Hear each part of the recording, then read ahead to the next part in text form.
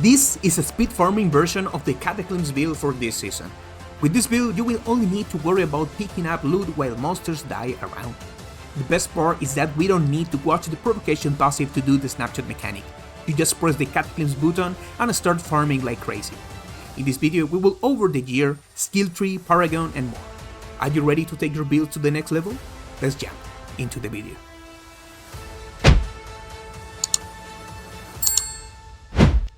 Hey everyone, Zaior here bringing you a new build so you can farm during these last weeks of the season, since usually during this time they drop various events, and today's build is one of the best, if not the best for any activity.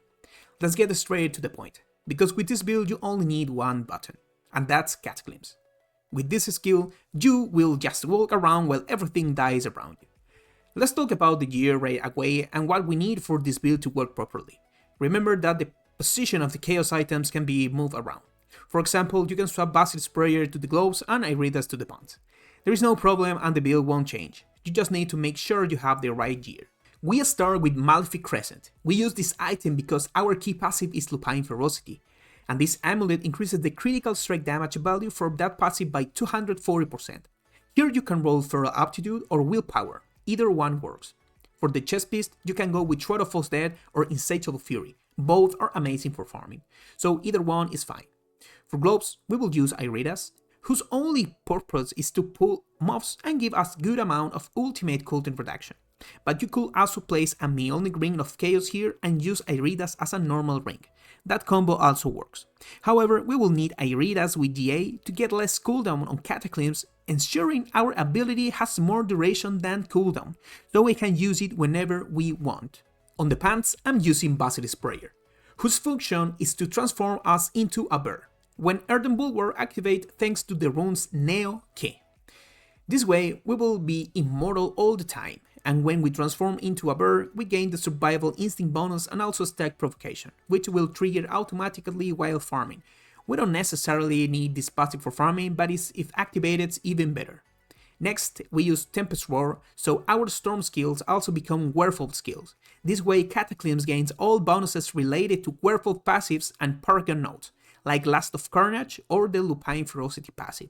Here, increasing willpower is the best choice, same as on Basil Sprayer.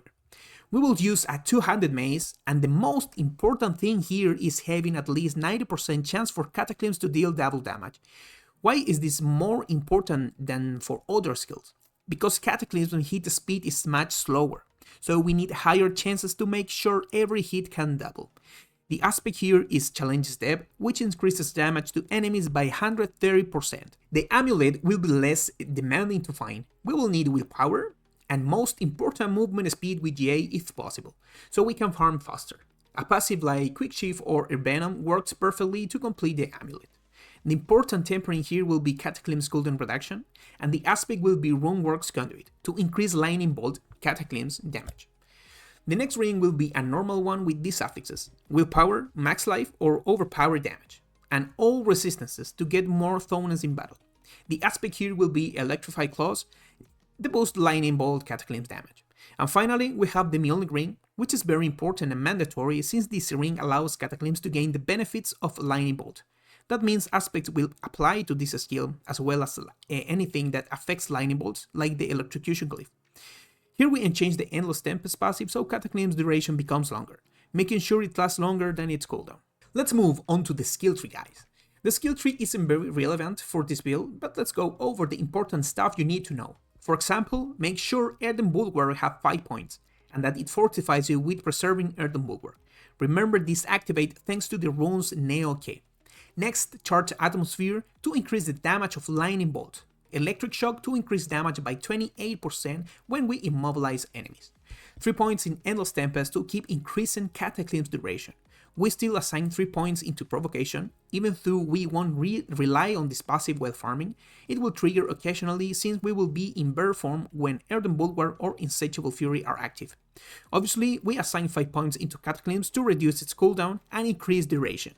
The key passive will be Lupine Ferocity, since CATACLYSM is now a werewolf skill thanks to the Tempest Roar. Let's talk a bit about the paragon. It's a very simple to set up and nothing complicated to understand. Plus, since we are in farm mode, it's even easier to build. We start with the Spirit Glyph, which increases our critical strike damage, and whenever we hit a critical strike, which is all the time, enemies take 50% more damage. Then we have Lust of Carnage. Remember, Cataclysm is now a werewolf skill, so this node is incredible because it increases the damage of our crits by 50%. Here we will use the Electrocution Glyph, which directly increases Cataclysm's damage. Assign as many willpower points as possible here. On the third board we have Thunderstrike, which increases the damage of our storm skills, in this case Cataclysms. We will use the Earth and Sky Glyph here, which boosts the damage of our nature magic skills. Next, the Survival Instinct board. We will be in bear form most of the time, so this node increases our damage. Here we will use the Keeper Glyph, which increases damage by 50% to non-physical skills like Cataclysms. We finish with Ancestral Guidance, which increases ultimate skill damage by 1% from every spirit point we have, so this node is crucial for maximizing our damage. Here we will use the Dominate Glyph, which boosts overpower damage, and when we hit an enemy with overpower, they take 50% more damage from us. We will use the following Spirit Bones for optimal farming. Advantageous Beast to increase movement speed by 50%. Since we don't have movement speed boots, this boon plus the Amulet's speed are essential. Avian Grad to increase critical strike damage by 40%. Energize will be necessary to activate and stack the Overabundance perk. This one is mandatory. We will pair it with Calamity to keep increasing Cataclysm's duration, so we don't have to worry about resetting it often. We finish with Overload. Run Over Brains will be our unique perk for this build. It increases overpower damage and max life, making it perfect and the most fitting for this setup. Push the Infected to guarantee critical hits and also make those crits deal 60% more damage. Overabundance to increase our damage every time we restore resources above the max, and stacking up 3 times, meaning 100% more damage. And finally, Wild Transformation, which will activate when we trigger Cataclysms and their own K. Not really needed for farming, but we'll still use it for its benefits. Alright my Druids, that is for today's video. I will leave you with a Pit 180, perfect for group play and XP farming, and this build can carry it with no problem. I hope you enjoyed the rest of the season, and with this build you definitely will for all those end season events. If you like the content, don't forget to subscribe and leave a like. And if you have any questions, drop them in the comments. See you in the sanctuary.